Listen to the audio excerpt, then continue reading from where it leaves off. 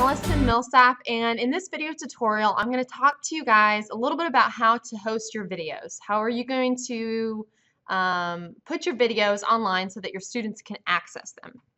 I drew a diagram here kind of describing how a student can access the videos based on what tool you use to record them. So we've kind of gone through the basics of recording. Ellen just walked you through how to record a very basic video tutorial using Sophia or using Office Mix. Both of these, Sophia and Office Mix, produce videos that are editable, like you can't cut something out or change it.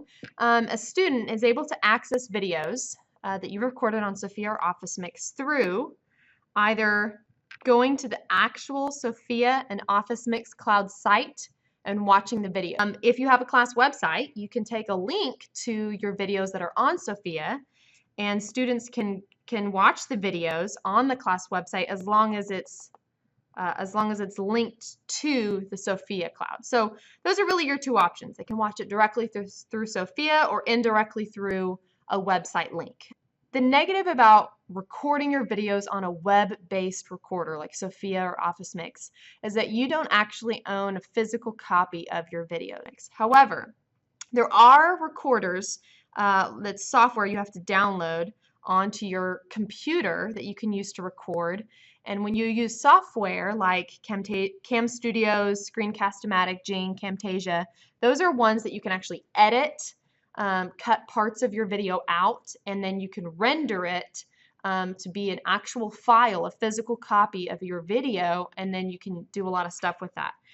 What do I mean by a physical copy? I mentioned that these types of softwares can render your file, and usually the file that it produces or renders is an MP4 file. Okay, you can burn them onto a DVD, so a student can watch it through a DVD. A student can access the video through the school F drive because you can put it on the F drive. A student can access it through YouTube. The student can also access it through your website, and then you obviously can have it on your personal hard drive. So all of these options are available if you have a physical copy. If you don't have a physical copy, your options are a little bit limited.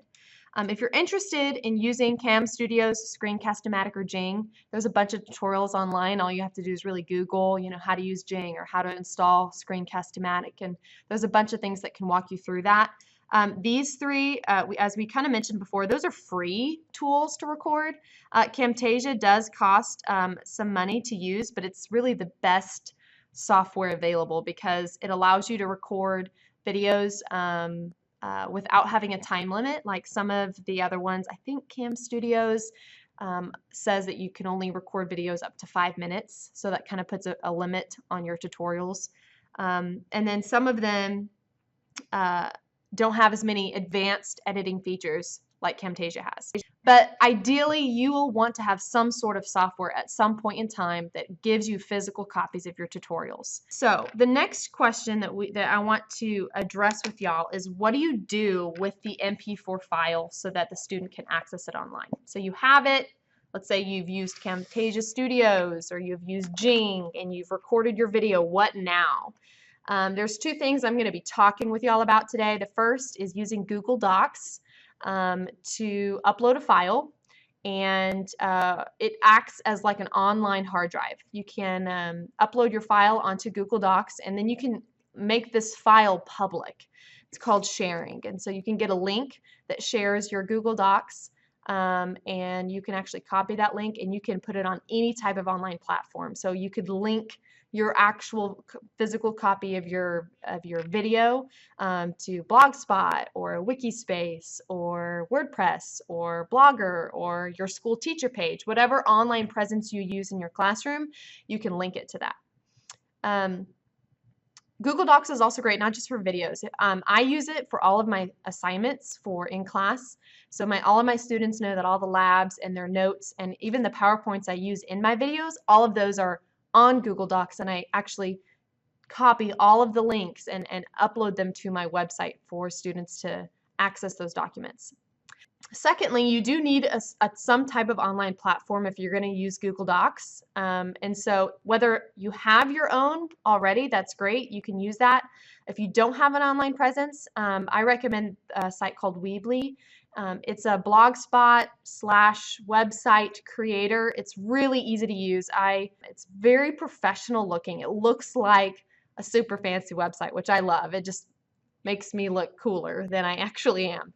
And there's a bunch of customizable options that I'm going to show you guys. So first part is, let's talk about Google Docs. And then I'll move into actually creating a website. So we actually all have Google Docs accounts. The district has created them for all teachers. So that's the good news, is you don't have to make another account. Yay. Your login information may be different from our schools. At Clear Creek, we have our username and password is written there on the screen. Our username is our actual email. So mine's adunn. I haven't switched the dun to Millsap yet. So it's adunn right now and then everyone has staff.ccisd.net as the last part of their username. And then the password for us is our district password. If for some reason you're having login information problems, you can contact your TIS and they'll help you out with that.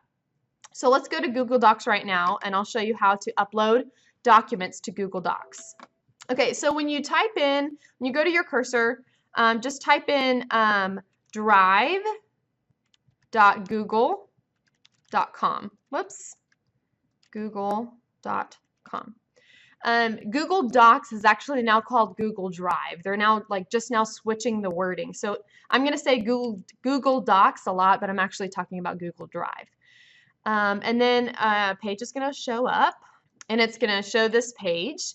If you've already signed into like a Google feature, you may want to sign out right now. Like if you have a Gmail account and it's like showing your email right now, or if it's showing something else, you may need to sign out to get back to this page. And then I'm going to put in my district information and then my password. This is just my district password. That's the password that lets me get to my email and Teams and all of that. The most important button you need to know right now is this little arrow button. That's the upload button.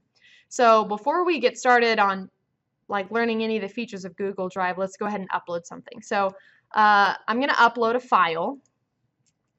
And remember, you can upload any file. You can upload a doc, a PowerPoint, an Excel spreadsheet, a video. Videos do need to be in the MP4 format. So if it's not in that format, you need to render it in that format. I'm going to upload Ellen's video that she created for how to record using Sophia. So I'm going to upload that, and then it shows me this little progress bar that just shows me that it's uploading. And once it's uploaded, it's going to appear right here in the middle of the screen. Okay, and so here it is. I'm going to put an X on this little pop-up window, and this is the file. If I want to actually see the file, I can click on it right here, and it will pop up in a new window. What I want to do right now is, now my file is uploaded to my online hard drive. Okay, if I log into this hard drive from any different computer, doesn't matter what computer it's at, as long as it has internet, I can access this file now. Okay, so if I want to share the file, if I want to make a link so that anyone can see this file, I click the box right here, and then you'll see these kind of pop up. They become highlighted. Click more, and we're going to click on share. It's the person with the plus sign, and then we're going to click share again, and then we're going to see this link. If I copy and paste this link onto something right now, no one will be able to see my file because my accessibility is private. So I want to change my accessibility to public on the web, which I know is super scary, but that's the best way for all of your students to be able to see it no matter where they're at.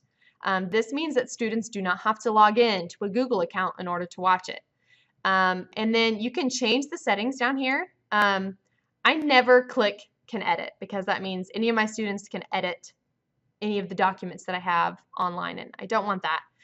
But I do allow my students to view all Word documents and PowerPoints, and for videos I actually click that they can comment because I like to get my students questions right when they're watching the video. This means that anyone who has this link can watch your video and can leave a comment. So if you aren't going to keep up with monitoring the comments, then you might want to change this to view, not comment. And now I get a new link. This is my link that I can share. So I'm going to copy this link, Okay. And then I'm going to use this link, and you can embed this link anywhere. You can embed it on your school webpage. It will take your students to this video. Google Docs is really easy, and that's really all it is uploading your documents and sharing them. But what I want to show you now is how we can use Weebly.